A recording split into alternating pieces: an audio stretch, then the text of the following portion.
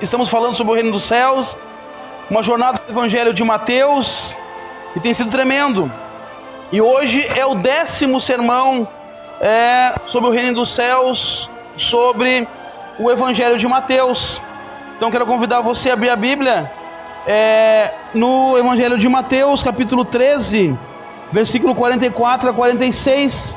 Eu quero também provocar você a trazer sua Bíblia para o culto, para você estar acompanhando os textos, para estar junto, lendo com os irmãos a porção bíblica que nós vamos meditar.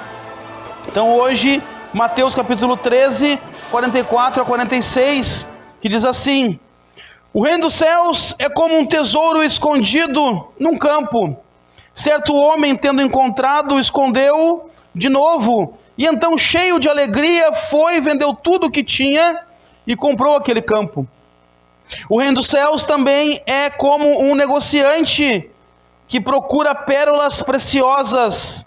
Encontrando uma pérola de grande valor, foi, vendeu tudo o que tinha e comprou.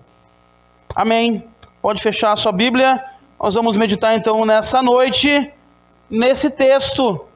Nós estamos nas parábolas de Jesus, e hoje eu dei o título dessa mensagem: a que nós temos dado valor?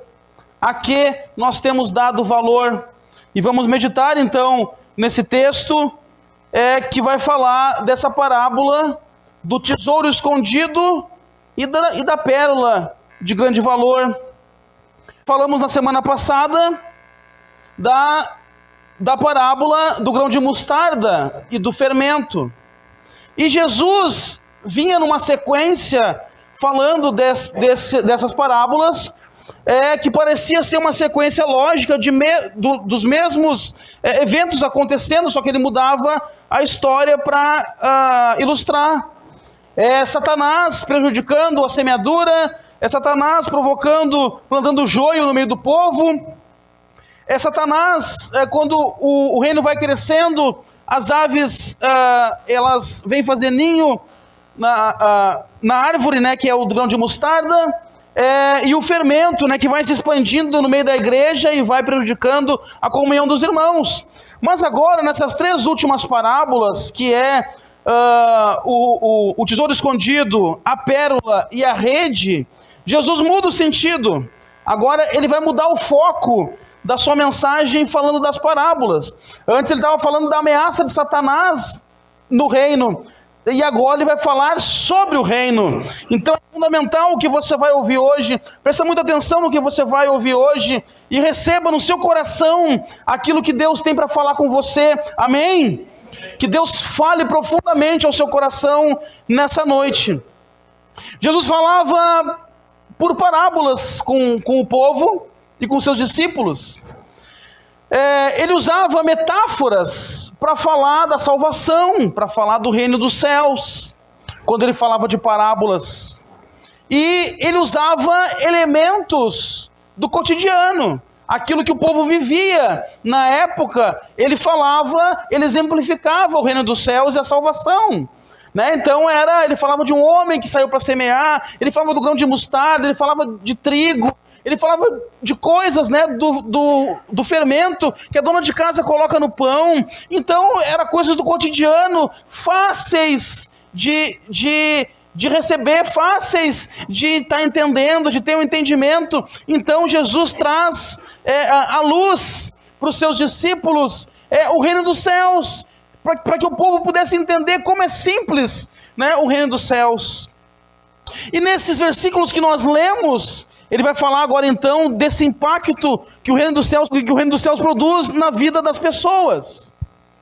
Então ele vai falar no versículo 44 e no versículo 46, ele vai dizer que o reino dos céus é como um tesouro escondido num campo. Certo homem, tendo encontrado, escondeu de novo, e então, cheio de alegria, foi, vendeu tudo que tinha e comprou aquele campo. E no 46, encontrando uma pérola de grande valor, foi, vendeu tudo que tinha e a comprou. Primeira coisa que eu quero refletir com você, que eu quero pensar com você nessa noite, é que as pessoas estão sempre à procura de algo valioso. As pessoas passam a sua vida sempre, constantemente, procurando coisas valiosas para a sua vida, coisas de valor para a sua vida. Eles passam toda a sua vida procurando aqui, procurando ali, procurando lá, fazendo algumas coisas, procurando esse algo valioso. Então, as pessoas procuram durante a vida um bom trabalho. E o trabalho, ele define muito as pessoas. A sociedade, ela entende como trabalho uma definição de pessoas. Tanto que quando nós vamos apresentar alguém, nós vamos dizer, essa pessoa quem é? Aí vão me apresentar como? Esse é um médico de Taquara, esse é o fulano, médico de Taquara. E esse aqui quem é? Esse é o ciclano policial aqui em Taquara. E aquele lá quem é? E a Cirlei quem é? A Cirlei é a prefeita de Taquara. As profissões definem muito quem são as pessoas.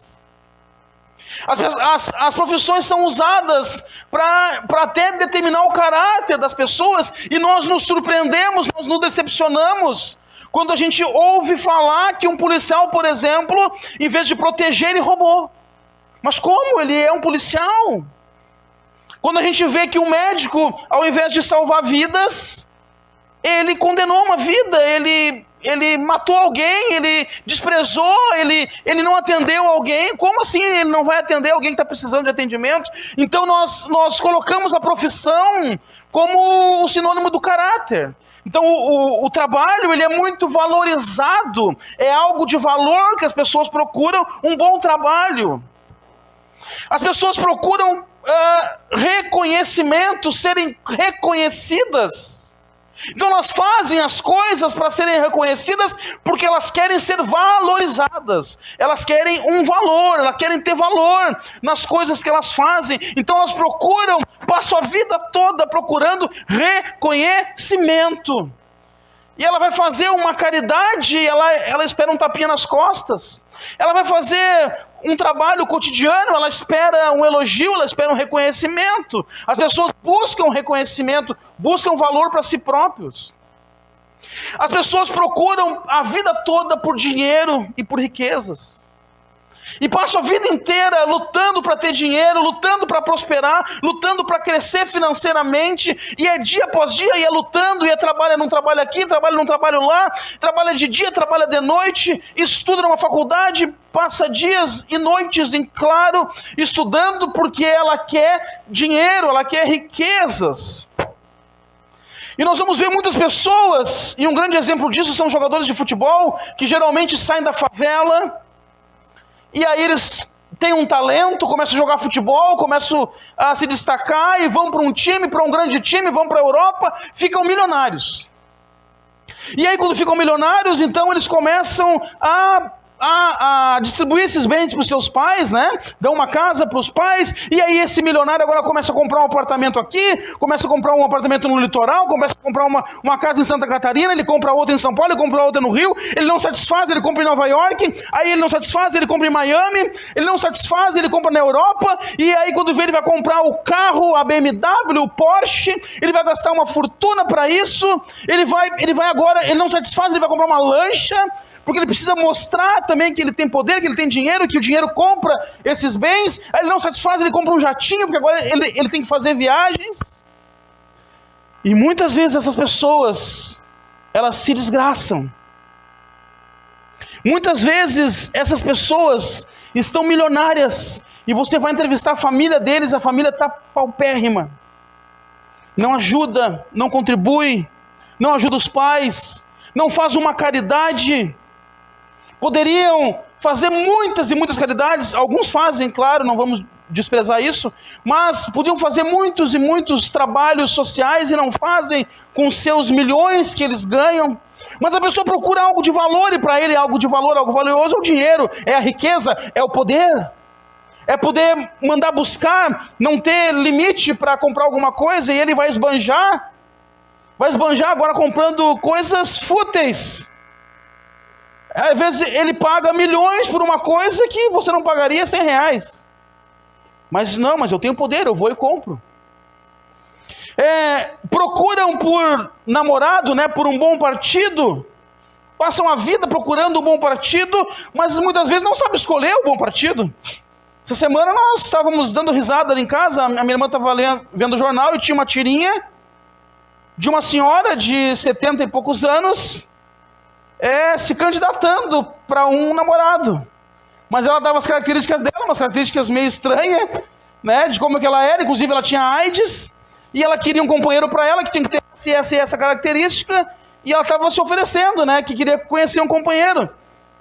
Mas, queridos, não é no jornal que vai se conseguir um bom partido. Não é num anúncio de jornal que vai conseguir um companheiro para a vida. Não é numa balada, não é numa rave, não é numa festa com os amigos enchendo a cara que se consegue um bom partido. Não é assim, mas as pessoas procuram algo valioso na vida, estão sempre procurando algo valioso na vida, e acabam se desgraçando porque não conseguem esse algo valioso, porque o dinheiro não compra tudo que precisa ser comprado, ele não compra o lar, ele não compra o bem-estar, ele não compra os amores.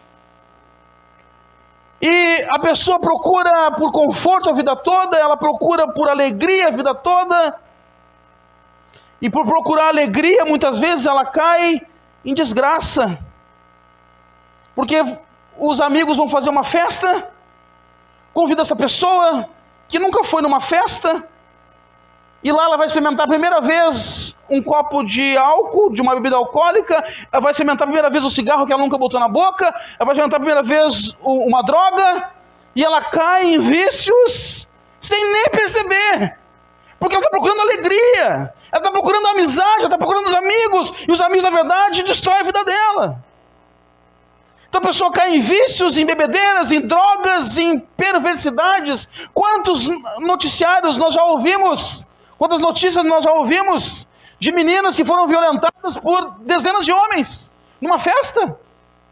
Quantas vezes nós já ouvimos isso? A menina foi para uma festa, curtir a festa, e volta de lá desgraçada com a sua vida. Quantas vezes já foi menina para curtir uma festa de carnaval e volta grávida? Porque a pessoa está procurando alegria, algo valioso, e ela acaba se desgraçando. Agora, pensa comigo. Quantas pessoas morreram de Covid nesse tempo de pandemia? Milhares. Quantas pessoas morrem todo ano no Brasil? Milhares. Quantas pessoas morrem por doenças terríveis, câncer? Às vezes tem uma parada cardíaca, um AVC.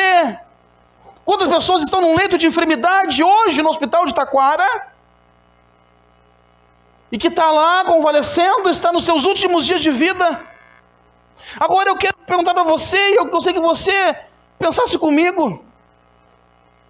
Chega numa dessas pessoas que está lá no leito de enfermidade, uma pessoa que acabou de receber a triste notícia do médico dizendo: você só tem uma semana de vida, você só tem algumas horas de vida.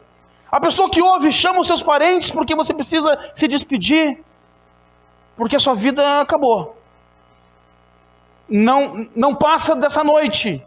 Chega para essa pessoa e pergunta para ela: o que você gostaria de fazer agora? O que você faria de diferente na sua vida? Com certeza algumas coisas ela não vai te dizer. Com certeza algumas coisas ela não vai falar. Por exemplo, ela não vai te dizer: o que eu gostaria de fazer agora é trabalhar um pouquinho mais. Olha, eu trabalhei pouco, acho, na vida. Preciso trabalhar um pouquinho mais. Preciso fazer um serão a mais. Eu preciso bater uma pedra a mais. Eu preciso construir mais uma casa. Ele não vai te dizer que ele trabalhou pouco. Ele não vai te dizer que ele quer ganhar mais dinheiro. Ele não vai dizer: olha, eu quero ver meu estado bancário. Não, ele não vai dizer isso. Ele não vai te dizer que ele gostaria de ganhar um pouco mais, de investir um pouco mais o dinheiro dele. Ele não vai dizer isso. Nos últimos dias de vida, nos últimos minutos de vida, ele não vai dizer que ele queria ir para uma festa. Ele não vai falar isso. Ele não vai dizer: eu queria agora tomar todas numa festa. Eu queria agora fazer algo diferente. Eu queria fazer uma festa agora. Não, ele não vai dizer isso. Ele não vai dizer isso, aumenta mais não. Ele não vai dizer isso, mas certamente uma coisa que essas pessoas vão dizer. Certamente uma coisa que as pessoas vão dizer. O que você gostaria de fazer agora? Eu queria passar mais tempo com os meus filhos. Certamente ele vai dizer, eu queria ver meu pai e minha mãe. Certamente ele vai dizer, eu queria ter ficado um pouco mais com a minha mulher. Certamente ele vai dizer, eu queria abraçar alguém agora.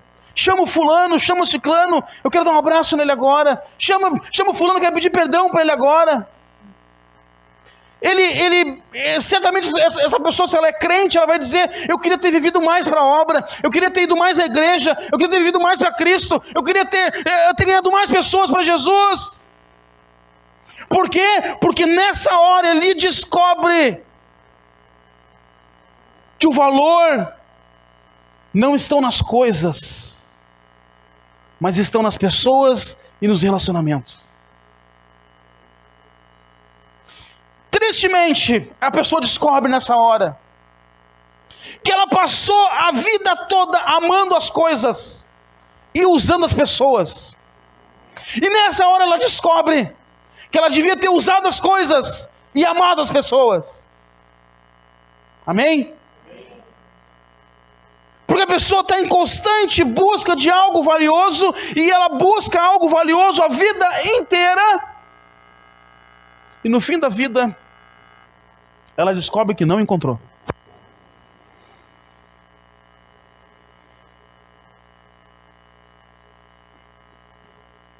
Mas nesse versículo 44 vai dizer que esse homem que achou o tesouro escondido, vai dizer que ele vendeu tudo que tinha. O tesouro escondido, assim como a pérola de grande valor, elas simbolizam, elas representam o reino dos céus. Elas representam o evangelho. Elas representam a escritura. Elas representam o próprio Cristo. E diz que esse homem achou um grande tesouro. Diz que esse homem achou um tesouro escondido. Que nessa época, no Oriente Médio, isso era costume do povo. Eles escondiam, eles cavavam no seu terreno, no seu pátio, um buraco para esconder o tesouro. Nós vamos ver muitos filmes sobre isso. E isso é verdade que acontecia. Porque não tinha banco para guardar dinheiro, era o pátio de casa. E esse homem descobre que tem um tesouro lá, ele vai lá e compra o terreno. Porque quem é dono do terreno é dono do tesouro. Então isso é um costume da época. Jesus está falando aquilo que eles estavam acostumados a viver na época. Mas lá ele acha um grande tesouro, as pessoas buscam por tesouro, buscam por algo valioso, e Jesus vai dizer algo em Mateus 6, 21. Pois aonde estiver o teu tesouro, ali estará o teu coração. E só que na história bíblica, nós vamos ver pessoas que encontraram esse tesouro escondido. E o que causou na vida deles eles encontrarem esse tesouro escondido, que a palavra, Jesus está dizendo que esse tesouro é o evangelho, que esse tesouro é a palavra de Deus, que esse tesouro é ele próprio, que esse tesouro é o reino dos céus. Aconteceu no Antigo Testamento, no livro de 2 Reis, a história de um rei, o rei Josias, que houve um tempo que se perdeu as escrituras. Ninguém sabia mais onde estavam as escrituras, onde estava a Bíblia. E numa reforma do templo, acham as escrituras, acham o livro da lei, acham um livro, o livro de Deuteronômio, que muito tempo Israel ficou sem as escrituras. E só quando acham esse livro, que estava escondido, aonde? Dentro do templo, a pessoa que acha, o sacerdote que acha, leva até o rei. E o rei fica impactado quando ele vê isso. E ele fala em 2 Reis 23, versículo 2. Depois o rei subiu ao templo do Senhor, acompanhado por todos os homens de Judá, todo o povo de Jerusalém, os sacerdotes e os profetas, todo o povo dos mais simples aos mais importantes. Para todos o rei leu em voz alta todas as palavras do livro da aliança que havia sido encontrado no templo do Senhor. Esse homem acha um tesouro escondido, esse rei acha um tesouro escondido, e quando ele acha esse tesouro, quando ele lê esse livro, o livro de Deuteronômio, quando ele lê esse livro, ele é impactado, e ele diz: meu Deus, os nossos pais pecaram porque transgrediram, é o que diz nesse livro, e nós estamos pagando hoje tudo que nós fizemos, todo o nosso castigo é porque nós estamos transgredindo esse livro. E aí quando ele acha esse tesouro, ele tem uma atitude que impacta Israel, que muda a situação do povo de Israel. No capítulo 23 vai descrever tudo o que ele fez. Esse rei, ele retira do templo todos os utensílios que pertenciam a Baal. Ele faz mais, ele queima fora de Jerusalém tudo que pertencia aos deuses falsos. Ele eliminou os sacerdotes pagãos que existiam lá em Jerusalém. Ele mandou levar o poste sagrado que tinha outros deuses dentro do templo de Deus para ser queimado. Ele derrubou as acomodações dos prostitutos cultuais. Nessa época tinha prostitutos e prostitutas cultuais que prestavam culto com a sua prostituição. Ele acaba com isso. Ele derrubou os altares idólatras. Esse homem é impactado quando ele descobre esse livro. E aí no versículo 23 e 25 ele diz: mas no 18º ano do reinado de Josias, esta Páscoa foi celebrada ao Senhor em Jerusalém. Além disso, Josias eliminou os médios, os espíritas, os ídolos da família, os ídolos de todas as outras coisas repugnantes que havia em Judá e em Jerusalém. Ele fez isso para cumprir as exigências da lei escrita no livro que o sacerdote Ilquias havia descoberto no templo do Senhor. Nem antes, nem depois de Josias, houve um rei como ele, que se voltasse para o Senhor de todo o coração, de toda a alma e de todas as suas forças, e de acordo com toda a lei de Moisés. A palavra vai dizer que Josias é maior que Salomão. A palavra vai dizer que Josias é maior que Davi, porque não teve ninguém como ele que adorou a Deus. Quando ele descobre esse livro, o que houve com esse rei? Ele foi impactado. Quando ele achou o tesouro escondido, ele foi impactado, e ele impacta Israel. Depois do Novo Testamento, o apóstolo Paulo, nas suas viagens missionárias, ele chega a Éfeso. Éfeso, um lugar de prostituição. Éfeso, um lugar de adoração. É o lugar do maior templo da deusa Diana, e Éfeso adorava a deusa Diana, a deusa Artemis, e Paulo chega lá pregando a palavra de Deus. Só que quando ele prega a palavra de Deus, isso causa um impacto grande naquela cidade. E olha o que fala Atos 19, 18 e 19, diz assim: muitos dos que creram vinham e confessavam e declaravam abertamente suas más obras. Grande número dos que tinham praticado o ocultismo reuniram seus livros e os queimaram publicamente.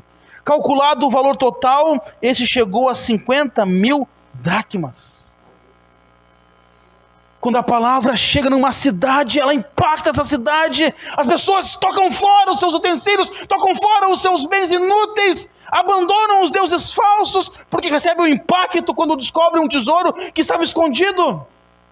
E agora, trazendo para fora da Bíblia, aconteceu em Florença, 1497, Jerônimo Savonarola, pregador do Evangelho, chega nessa cidade e começa a pregar o Evangelho. E começa a pregar o Evangelho, e começa a pregar o Evangelho, e essa cidade também, ela é impactada, e ficou registrado no dia 7 de fevereiro de 1497, Florença nunca mais foi a mesma. As pessoas daquela cidade pegavam os seus livros de ocultismo, pegaram seus objetos de arte, pegavam seus cosméticos e jogaram em praça pública e tocaram fogo. E ficou registrado esse dia como a fogueira das vaidades. Uma cidade impactada quando recebe o Evangelho. Por que isso aconteceu? Porque eles encontraram um tesouro escondido. Agora deixa eu perguntar, aonde está o teu tesouro? Qual é o teu tesouro? Qual é o nosso tesouro? Que valor nós temos dado para esse tesouro? Que impactou gerações, impactou cidades. E por que hoje nós vemos ainda o crente com um santinho dentro de casa? Por que hoje ainda nós vemos o crente sendo influenciado pelos amigos, indo para a noitada de bebedeira? Por que hoje ainda nós vemos o crente deixar ser influenciado pelo mundo? Será que não descobriram esse tesouro ainda? Será que não enxergaram que esse tesouro é desse valor? Olha o que aconteceu com o apóstolo Paulo. O apóstolo Paulo, um homem tremendo. Ele era do Sinédrio, ele era fariseu. Um homem conhecedor da lei. Ele diz que ele foi criado aos pés de Gamaliel. Gamaliel era filho de Hilel. Hilel era um grande rabino de Israel. E Paulo é criado aos pés dele. Paulo tem muito conhecimento. Paulo diz que ele é judeu de verdade, porque ele é da tribo de Benjamim. Paulo é um judeu autêntico. Paulo é o cara. Paulo é tremendo. Paulo tem conhecimento extraordinário. Mas olha o que acontece com Paulo quando ele tem um encontro com Jesus. Fala a palavra, ele falando isso em Filipenses 3, 7 e 8. Mas o que para mim era lucro, passei a considerar perda, por causa de Cristo. Mais do que isso, considero tudo como perda, comparado com a suprema grandeza do conhecimento de Cristo Jesus. Meu Senhor, por causa dele, perdi todas as coisas. Eu as considero como esterco para poder ganhar a Cristo. Paulo considerou todo o seu conhecimento. Paulo considerou tudo que ele tinha, a sua nacionalidade, todo o privilégio que ele tinha, como esterco, perto de Cristo. Passou a considerar tudo como esterco, tudo que ele tinha, que ele conhecia. Nada nessa terra tem mais valor do que Cristo em nossas vidas. Nada nessa terra tem mais valor do que Deus fez por cada um de nós. Nada nessa terra tem mais valor do que nós vamos celebrar hoje na Santa Ceia. Paulo considera isso como esterco.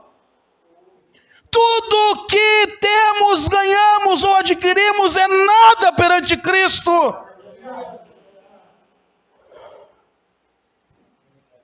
Mas o tesouro, esse tesouro que Paulo achou, esse tesouro que Josias achou, esse tesouro que Florença achou, que Éfeso achou, todo o resto passou a ser esterco.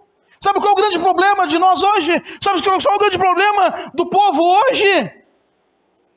Ele está dando valor para o esterco e pisando no tesouro. Ele está jogando fora o tesouro e se prostrando ao esterco. Ele está fazendo do esterco um grande ídolo. Desculpe a linguagem, mas ele está lambendo o esterco e cuspindo no tesouro. Por isso que as pessoas não são impactadas, por isso que as pessoas não mudam de vida. Mas, meus queridos, esse tesouro, a palavra diz que estava escondido. Mas, cada um de nós que está aqui, já encontrou esse tesouro. Amém? Já encontrou esse tesouro. Deus chama esse tesouro de evangelho. Deus chama esse tesouro de palavra. Deus chama esse tesouro de Cristo. Deus chama esse tesouro de salvação. Nós já encontramos o tesouro. Mas qual o valor nós temos dado para isso?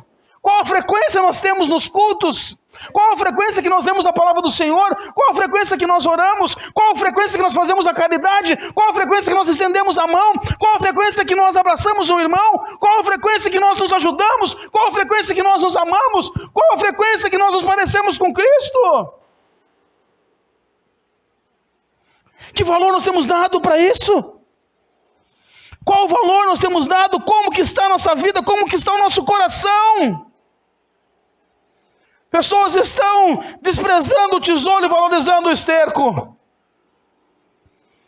Esse homem da palavra vendeu tudo que tinha. Impactou a vida dele, vendeu tudo que tinha.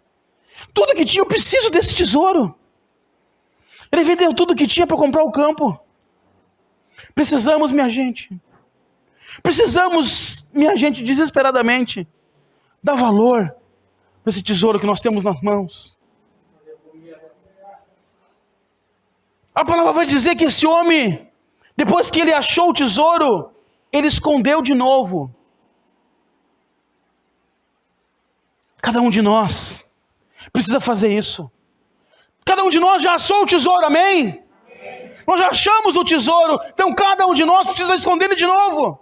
Precisa guardar ele de novo. Precisa esconder de novo. Como assim, pastor? Onde? Como é que eu vou guardar? Onde que eu vou guardar? O Salmo 119 nos responde: guardei no coração a tua palavra para não pecar contra ti. Guarde esse tesouro no coração para nunca mais perder. É o tesouro que muda a vida. É o tesouro que transforma caráter. É o tesouro que transforma uma vida. É o tesouro que transforma uma família. É o tesouro que transforma a sociedade. É o tesouro que transforma a política. É o tesouro que transforma o mundo. Ele estava aí escondido. Ele não está mais.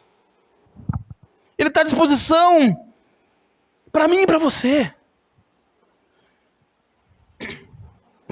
Então assim, queridos, quando você se sentir mal, quando você se sentir para baixo, quando você sentir naquele dia, sabe aquele dia assim que não quer levantar da cama, que hoje eu quero desistir de tudo, hoje eu quero largar tudo, hoje eu vou largar esse homem, hoje eu vou largar essa mulher, hoje eu vou chutar o balde, hoje eu vou largar esse trabalho, hoje eu vou sair da igreja, sabe esse dia? Lembre-se, você já encontrou um grande tesouro. Você encontrou o tesouro que todos procuram algo de valor. Você encontrou o que tem mais valor nessa terra. Você encontrou o tesouro escondido. Sabe o que isso quer dizer?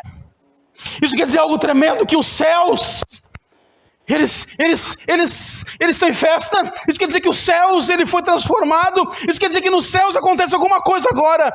Eu quero que agora você me ajude. Olha para cima, fica olhando para cima além desse forro tem o telhado, além do telhado tem um céu, que agora é noite, você está vendo as estrelas, mas além das estrelas tem o sol. Não, mas não é aí ainda, é além do sol. O Paulo diz que é no terceiro céu, lá no terceiro céu agora, você está vendo alguém segurando um livro, e esse alguém tem os pés como bronze, ele tem os olhos como chama de fogo, ele tem na sua cabeça muitas diademas, ele tem o cabelo branco, ele tem na sua coxa escrito Rei dos Reis, Senhor dos Senhores. Ele está segurando um livro, e nesse livro está escrito o seu nome.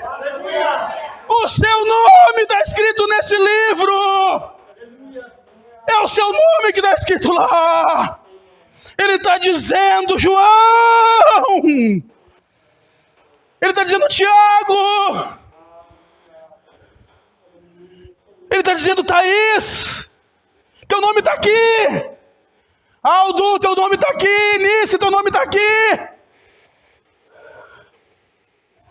É o tesouro que estava aí escondido. Você tem um nome no livro da vida, e isso vale mais do que qualquer riqueza da terra.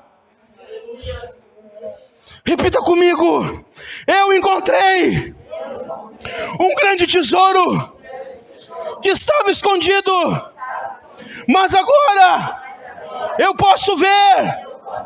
Aplaude ao Senhor, dá glória a Deus.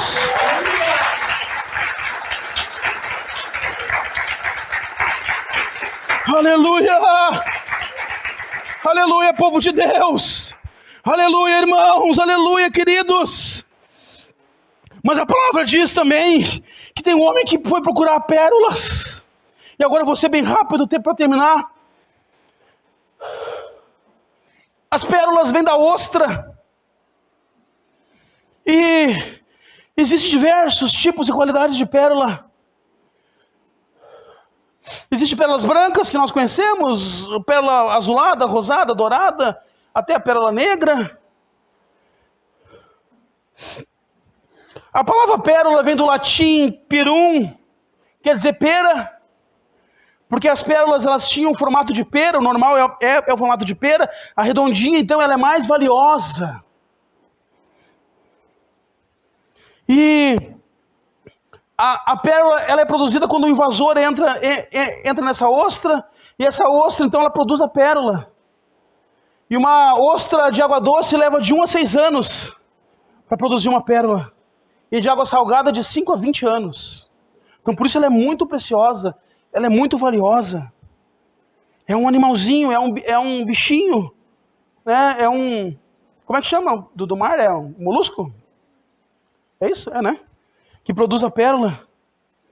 As pérolas lá no Oriente Médio eram encontradas no Golfo Pérsico. Então o homem que está procurando ela, ele sai de Israel e vai até o Golfo Pérsico, uma distância enorme, para ele procurar a pérola. Ele quer achar algo de grande valor. Jesus está nos dizendo, amados, que existem coisas na nossa vida que são importantes. Sim, são importantes. Ele está dizendo que existem coisas valiosas na nossa vida. Existem coisas de muito valor. E quando alguém encontra esse tesouro e essa pérola de grande valor, ele vende tudo que tem. Porque ele encontrou algo de muito valor. A que nós temos dado valor? A pergunta da mensagem. Jesus diz: não atire pérolas aos porcos. Não jogue a sua salvação fora. Não jogue esse tesouro fora. Não troque esse tesouro por um copo de cerveja. Não troque esse tesouro por uma noite e nada mais. Não troque esse tesouro por coisas fúteis. Não jogue pérolas aos porcos. Ele está dizendo que a família é importante. Ele está dizendo que o dinheiro também é importante. Que os bens são importantes. Isso é normal. Normal nós também querer tudo isso. É algo valioso para a nossa vida. Mas o maior tesouro se chama salvação da sua alma. O maior tesouro se chama Evangelho de Jesus. Nós deveríamos falar como salmista. Quando nós encontramos esse tesouro, nós deveríamos falar como salmista. Quando eu olho a lista no WhatsApp, nós devíamos falar como salmista. Alegrei-me quando me disseram, vamos à casa do Senhor. Alegrei-me quando me disseram que tem a lista para ir no culto. Alegrei-me quando me disseram que tem o culto das mulheres. Alegrei-me quando me disseram que tem o culto dos jovens. Alegrei-me quando disseram que tem uma ação na igreja. Alegrei-me quando me disseram que tem aquilo dos impossíveis. Alegrei-me quando me disseram, vamos à casa do Senhor. Porque lá eu tenho um tesouro que eu achei. Porque lá tem uma pérola valiosa. E agora, queridos, para finalizar, como que se pega as pérolas? É preciso mergulhar nas águas. Aleluia. É preciso mergulhar. É preciso entrar na água. Ezequiel, quando tem a visão de Deus entrando no templo, ele entra no templo, ele sente as águas batendo no seu tornozelo, e Deus diz, entra um pouco mais. Ele entra, ele sente as suas águas batendo na canela, e Deus diz, entra um pouco mais. Ele entra, ele sente as águas batendo no seu joelho, e Deus diz, entra um pouco mais. Ele entra e sente as águas batendo na sua cintura, e Deus diz, entra um pouco mais. E ele entra, e a água está batendo no seu pescoço, e Deus diz, entra um pouco mais. E aí ele entra, e quando vê, ele já não dá mais pé, ele já tem que mergulhar, já tem que nadar, porque as águas são profundas. Eu quero convidar você nessa noite a mergulhar nas águas de Deus, a mergulhar nas águas do Senhor, a chegar lá no fundo, achar a pérola e segurar ela no seu peito, na sua mão e nunca mais largar. Eu quero que você faça como aconteceu uma vez com o missionário Edson Teixeira, pregando numa prisão, numa cadeia, que tinha lá o Valdir, que era um homem que estava condenado, que estava preso, que recusa o evangelho, gospe no missionário, mas o missionário prega a palavra, ele é impactado pela palavra, o missionário dá uma Bíblia para ele de presente, ele pega essa Bíblia e ele começa a ler essa Bíblia, e o missionário vai visitar ele alguns dias depois, alguns meses depois, e pergunta: cadê o Valdir? E o carcereiro diz: o Valdir morreu. Como morreu? Sim, ele morreu naquela cama ali sentado, agarrado no peito com a Bíblia, dizendo: Jesus, eu te amo, Jesus, eu te amo, Jesus, eu te amo. Assim morreu o Valdir, agarrado na pérola de grande valor. Queridos, sem mais delongas, mergulhe nessa noite, desenterre o tesouro, guarde no seu coração e pega essa pérola. Vamos ficar de pé em nome de Jesus.